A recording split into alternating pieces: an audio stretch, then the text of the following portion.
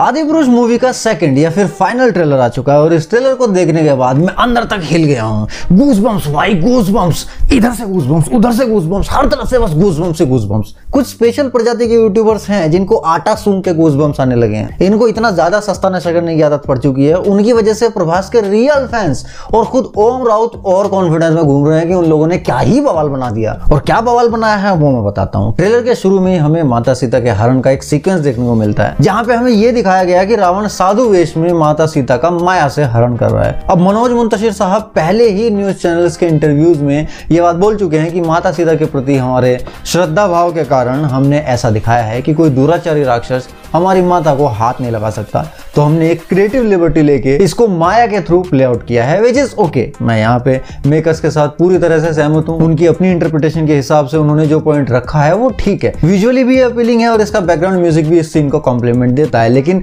मैंने कुछ गूज़बम्प्स वालों के कमेंट सेक्शन की शेयर की थी ये पता करने के लिए कि अभी भी बॉट लॉबी एक्टिव है या नहीं, या फिर ये फाइनल ट्रेलर देख के शर्म के मारे डूब गई है जैक स्नाइडर के लंका में जाके। तो उनके कमेंट्स में सीता हरण के इस मायावी सीक्वेंस को बॉट लॉबी अपने आप ही जस्टिफिकेशन दे रही है कि अरे भाई आज पहली बार किसी ने सच दिखाया है। रावण को तो श्राप था, वो किसी स्त्री को छू ही नहीं सकता था। आज तक हमें गलत दिखाया गया कि रावण माता सीता का हाथ पकड़ के ले जाता है और ऐसे ले जाता है वैसे ले जाता है। आज लाइफ में पहली बार ओम राउत साहब ने सच्चाई दुनिया के सामने रखी है और थैंक्स हमारी आंखें खोलने के लिए।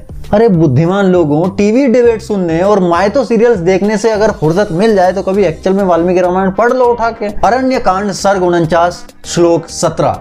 वामेन सीताम पद्माक्षीम मूर्धजेषु करेण स उर्वो तु दक्षिणेन एव परिजग्राहा पाणिना। यानी कि रावण ने अपने बाएं हाथ को कमल नैनी सीता के सिर के पीछे नेप पे रखा और अपना दाहिना हाथ उनकी दोनों थाइस के नीचे लगा के उनको उठा लिया। लेकिन भले ही वाल्मीकि रामायण में ऐसा लिखा हो, चूंकि वो माता सीता हैं, उनको रावण तो डिसरेस्पेक्ट कर सकता है, बट हम लोग या मेकर्स उनकी डिसरेस्पेक्ट नहीं कर सकते और एक्चुअल में विजुअली वैसे रिप्रेजेंट नहीं कर सकते जैसा लिखा है, क्योंकि वो सिनेमा के लिए कोई एस्थेटिक क्रिएट नहीं करेगा बल्कि उल्टा डिसेंसी की सारी हदें तोड़ देगा। तो प्लीज बोट आर्मी ये मत बोलो कि रामायण में ऐसा था तो आदिपुरुष के मेकर्स ने ऐसा दिखाया। खामखा चीजों को जस्टिफाई करने की कोशिश क्यों कर रहे हो भाई? अब आएगी बोट आर्मी पीछे पड़ जाएगी, लेकिन रुको, इस बोट आर्मी की हरकतें देख लो पहले। अब ये सीधा सीधा क्राइम करने पे उतर आई है। मैंने हनुमान जी का एक पोस्टर डाला था रिक्रिएट करके कम्युनिटी पोस्ट पे, वहां पे इन महाशय का कमेंट पढ़ो। मतलब सीरियसली ये हनुमान जी के मेरे द्वारा बनाए गए वर्जन के लिए ऐसे अपशब्दों का प्रयोग कर रहे हैं और ये खुद को राम भक्त कहते हैं। यही नहीं, एक और सुनो। किसी भाई ने रावण वाला वो लीक वीडियो देख लिया था जो ऑब्वियसली फेक था, लेकिन उसे वो पसंद नहीं आया, उससे वो डिसअपॉइंटेड था। फेयर इनफ, सबका अपना अपना पर्सपेक्टिव होता है चीजों को देखने का। बट उसके जवाब में बोट आर्मी के एक सिपाही क्या कमेंट कर रहे हैं, ये अपना चेहरा नहीं दिखा पा रहा है, लीक ट्रेलर क्या देखा होगा इसने। ऐसे को तो जय माहिष्मती बोल के सर धड़ से अलग कर देना चाहिए। Seriously boat army Adipurush movie की अंधभक्ति में इतनी ज्यादा पागल हो चुकी है अब कि सीधा सीधा साइबर बुलिंग पे उतर आई है। थ्रेट देने लग गई है कमेंट्स में, सर धड़ से उड़ा देंगे। This is a criminal offence.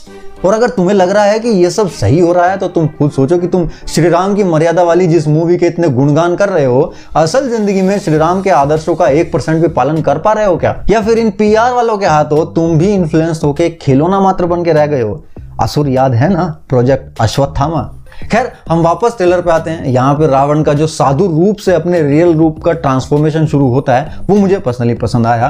पहले वो तिलक गायब होता है, फिर उसके बाइसेप्स से रुद्राक्ष टूट के बिखरते हैं। सिनेमेटिकली ये काफी अच्छा था देखने में, बट टेक्निकली एक बहुत बड़ी गलती हो गई। रावण महादेव का सबसे बड़ा भक्त कहा जाता है उस टाइम का, और रुद्राक्ष साक्षात महादेव का प्रतीक होते हैं। उनको वो इस तरह से टूटकर बिखरने दे रहा है, ये कैसा शिव भक्त हुआ भाई? फिर हमें जैक स्नाइडर की ओम राउत साहब की लंका देखने को मिलती है और नेक्स्ट शॉट में हमें बैटलफील्ड का एक दृश्य देखने को मिलता है, उस पे हम आगे आएंगे थोड़ा। फिर नेक्स्ट शॉट में हमें वेन टावर दिखा जहां पे दिखे बहुत सारे बैट्स और नीचे बैटमैन भी खड़ा है। फिर इसके अगले ही शॉट में रावण की सेना की तरफ से एक फायर राउंड शूट किया जाता है जो कि टेक्निकली अच्छा लगा देखने में। फिर श्री राम जायंट हनुमान जी के ऊपर जंप करते हुए दिखाई दिए और उसके बाद हम लाइव एक्शन से सीधा 3D एनिमेशन वाली मूवी में टेलीपोर्ट हो जाते हैं और हमें एहसास होता है कि हम एक हाइब्रिड मूवी देख रहे हैं जो कि लाइव एक्शन और 3D एनिमेशन मूवी का एक फुल फ्लेज्ड कॉम्बो है। भाई वानर सेना छत पे कूद रही है और उनके पैर जमीन से टच तक नहीं हो रहे हैं, वो हवा में चल रहे हैं लिटरली। नेक्स्ट शॉट में हमें हनुमान जी किसी की खोपड़ी तोड़ते हुए नजर आ रहे हैं, लेकिन ये किसकी खोपड़ी टूटी वो समझ नहीं आया होगा तुम्हें, मैं दिखाता हूँ। ये वही ड्रैगन है जिसको आदिपुरुष का रावण खलीसी से 2 दिन के लिए किराए पे लेके आया है। और भाई इस शॉट के बारे में मुझे कुछ नहीं कहना है, पिछली वीडियो में डिटेल में एक्सप्लेन कर चुका हूँ कि इस शॉट में क्या प्रॉब्लम है। मन करे तो वो वीडियो देख लेना। रावण के सैनिकों का लुक, उनका 3D कैरेक्टर मॉडल टीजर के मुकाबले काफी इंप्रूव हुआ है, no doubt, but not up to the mark. फिर आता है ये सीन, और इस सीन ने मेरा दिल, दिमाग, गुर्दा, फेफड़ा, कलेजा सब हिला के रख दिया। हर तरफ से बस एक ही आवाज आ रही थी, गूज़बम्प्स, गूज़बम्प्स, गूज़बम्प्स। उनको थोड़ी बेसिक से भी नॉलेज है ना कंप्यूटर ग्राफिक्स की, या जो आम जनता थोड़ी बहुत CG वगैरह वाला सिनेमा देख चुकी है, वो भी बता सकती है कि यहाँ पे 3D कैरेक्टर मॉडल्स कितने फेक लग रहे हैं, और ये जो जंप लिया है राघव ने, उसका एनिमेशन कितना रियल है और कितनी वीडियो गेम वाली फीलिंग दे रहा है। इस शॉट को देखने के बाद मेरा सच में दिल टूट गया यार। मेरी हर वो उम्मीद चकनाचूर हो गई जो कहीं ना कहीं इस बात पे टिकी थी कि इन लोगों ने 7-8 महीने डिले करके चीज़ों को कुछ तो इंप्रूव किया है, पैसा अगर खर्च किया है तो। लेकिन अब समझ आ रहा है कि सारा पैसा कहाँ खर्च हुआ है, PR बोट्स पे, ताकि कोई सच बोलने की हिम्मत ना कर सके, बस जबरदस्ती चाटते रहो। अरे वाह, गूज़बम्प्स, गूज़बम्प्स, गूज़बम्प्स, गूज़बम्प्स। फिर उन्होंने टाइटल को और बढ़ा दिया है, अब ये हर भारतीय की आदि पुरुष हो गई है। एक और इमोशनल कार्ड, मार्केटिंग का एक और तुरुप का एक का। उस हिसाब से हम तो भारतीय हैं ही नहीं, क्योंकि हमारी आदि पुरुष तो ये नहीं है भाई। I am sorry. अब युद्ध भूमि में प्रकट होता है रावण, और इस सीन को देख के तुम्हें कुछ कुछ लग रहा होगा, ये सीन तो हमने कहीं देखा हुआ लग रहा है यार। तो अपने बिजली और तूफान के योद्धा थोर की वकांडा के बैटलफील्ड में एंट्री देख लेना, सब समझ आ जाएगा।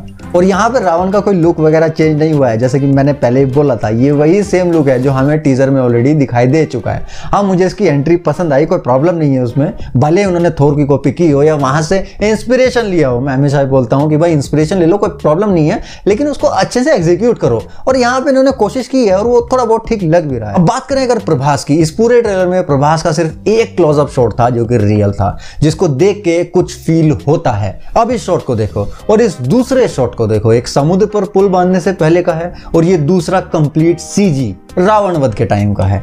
कितना अंतर है दोनों में। जब यहाँ पे रियल शॉट रख सकते हैं तो यहाँ पे CG करने की क्या जरूरत थी, वो मेरी समझ से बाहर है। एक तो मैं पहले बोल चुका हूँ कि मैं इस मूवी को रामायण के तौर पे देख ही नहीं रहा हूँ। मेरा अंदर से वो एक्सेप्टेंस ही नहीं आ रहा है कि मैं इसे एज रामायण एक्सेप्ट कर सकूँ, एज श्री राम की कहानी एक्सेप्ट कर सकूँ। लेकिन फिर भी मैं इसको एक एक्शन एडवेंचर, एक सिनेमेटिक हिस्ट्री क्रिएट करने वाली मूवी के तौर पर देखना चाह रहा था, क्योंकि वो सारे पॉइंट मैं कब के बुला चुका हूँ कि राम जी का लुक कैसा है, रावण का लुक कैसा है, कहानी को किस तरह से रिप्रेजेंट किया जा रहा है, कैरेक्टर्स ने चमड़े की चप्पल्स क्यों पहनी हुई है। मैं पिछले दिनों जब बनारस गया था ना, तो मेरे तो पाप थे नहीं, जिंदगी में किए नहीं भाई कभी, तो आदि पुरुष वालों के ये सारे पाप में गंगा मैया में धोके आ गया था, वो सारे सवाल भूल गया था मुझे। अब बाकी बचता है वो एक्शन एडवेंचर वाला मुद्दा, तो उस पे भी इस फाइनल ट्रेलर ने पानी फेर दिया ऑलमोस्ट। कोई मुझे ये बताएगा कि इतनी अच्छी मार्केटिंग चल रही थी इस मूवी की, किस बुद्धिमान प्राणी ने इनके दिमाग में ये आइडिया डाला कि चलो सेकंड ट्रेलर भी डाल देते हैं। इन लोगों ने खुद अपने ही पैरों पर कुल्हाड़ी मारी है, और वो तो पुरानी बात है, इन्होंने तो नीचे जमीन पे प्रॉपर कुल्हाड़ी को सेट करके उस पर खुद अपना पैर दे मारा है भाई। फिर बोट आर्मी आती है अपने अलग अलग लॉजिक लेके। अब इनका एक नया मार्केट में चल रहा है कि भाई 500-600 करोड़ में तुम्हें इतना ही CGI मिलेगा, इतना VFX मिलेगा, इससे ज्यादा तुम क्या अवतार एक्सपेक्ट कर रहे हो 500-600 करोड़ में? भाई अवतार हम लोग एक्सपेक्ट नहीं कर रहे हो। राउत साहब फिर खुद ही कूद के बोल रहे थे ना कि मैं अवतार बना रहा हूँ, अवतार बना रहा हूँ।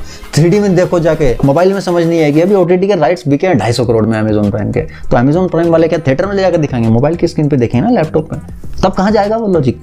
अब इससे ज्यादा क्या कहूँ यार मैं, मतलब मन बहुत ज्यादा दुखी है यार अपनी रामायण की ऐसी दुर्दशा होते हुए देख के।